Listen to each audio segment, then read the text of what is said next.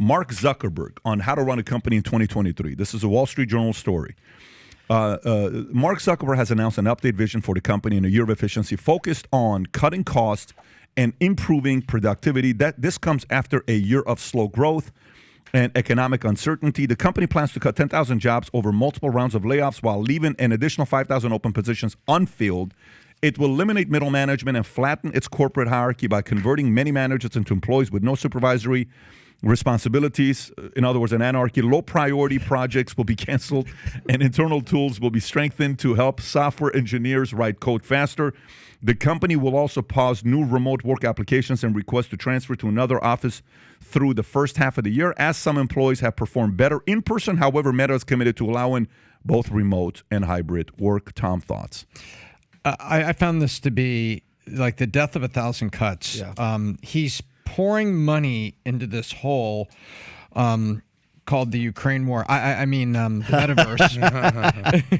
And so he's doing that. And then they've laid off some people. Now, wait a minute. We have to, the year of efficiency, it's just a year of job cuts. He's trying to align what was this bloated cost with the economic reality, the revenue they bring in, cutting 10,000 jobs and closing 5,000 open jobs.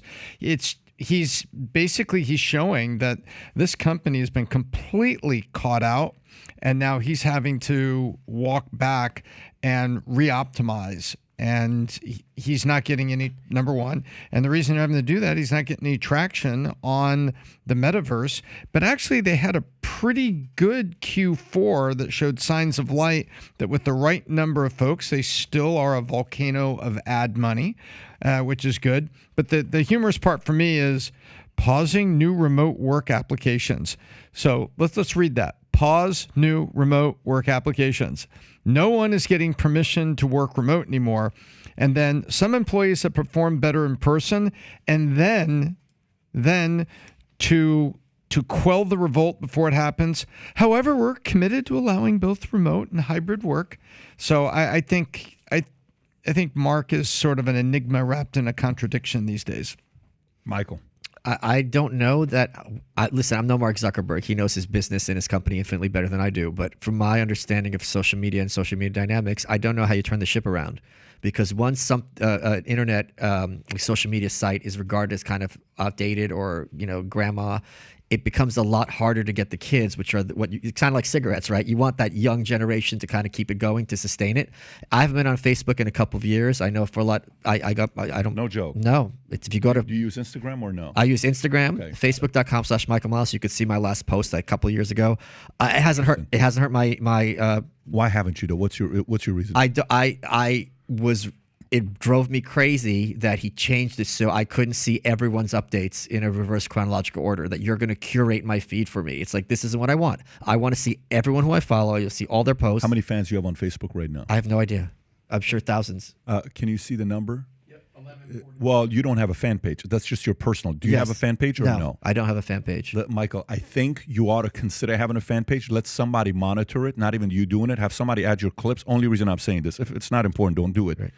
You are a brand that could generate an additional 10 to 20 a month off of Facebook. Okay. If it's not, it's important to you, don't worry about it. But you'll blow up on Facebook, and the monetization is actually working effectively. But good point to say, who's even using that, right? That's kind of what you're saying. Right, exactly. Yeah. And it's certainly not like something that's regarded as a cutting edge or hip or anything like that. It's really. How do you do that? It's very hard. Yeah. How do you do that?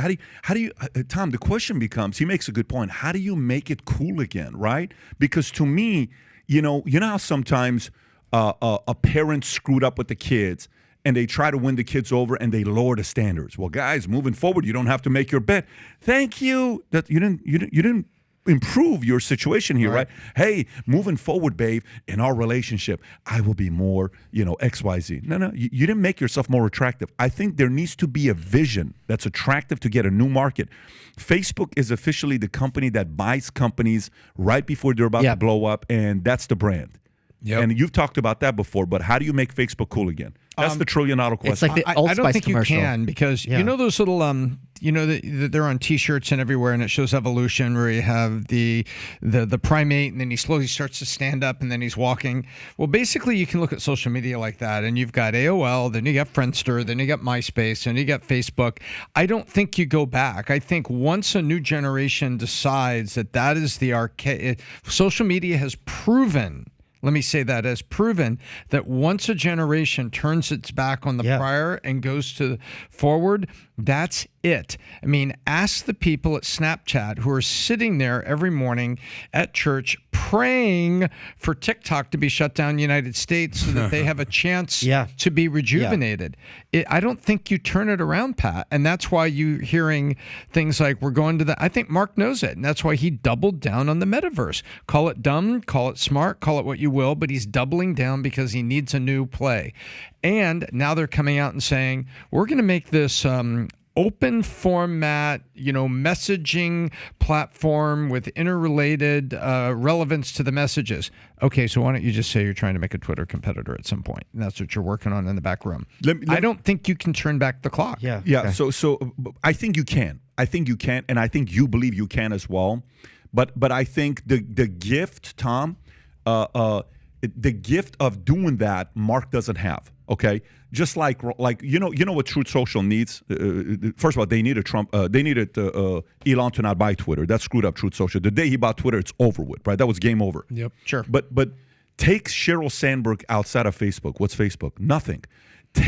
Look at the names I'm about to tell you. Take Sheryl Sandberg out. It doesn't have the valuation it has. Number two.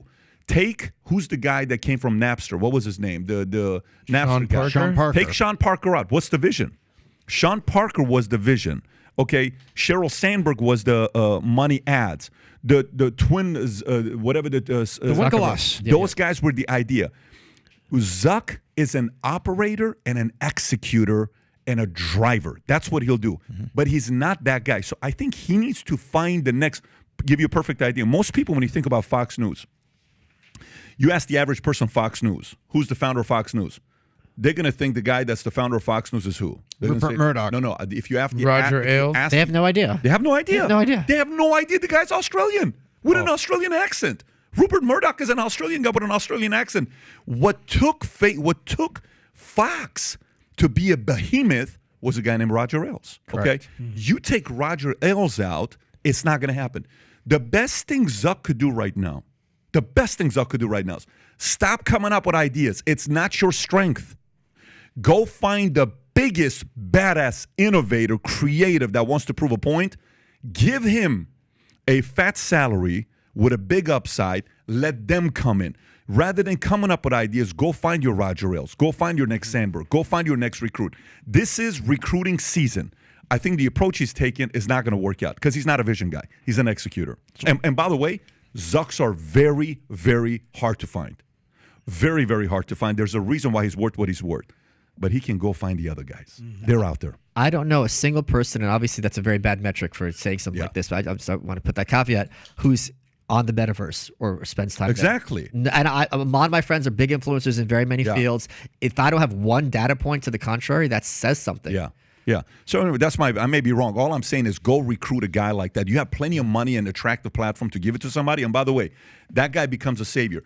Just 20 years ago, not even 20 years ago, 1976, when did Apple get started? 72 or 76? It's what year did Apple get started?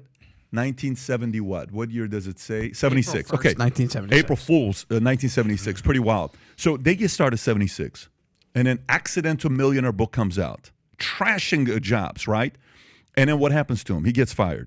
And then Apple's about to die. Scully, the guy that he brings from Pepsi, ends up firing him, right?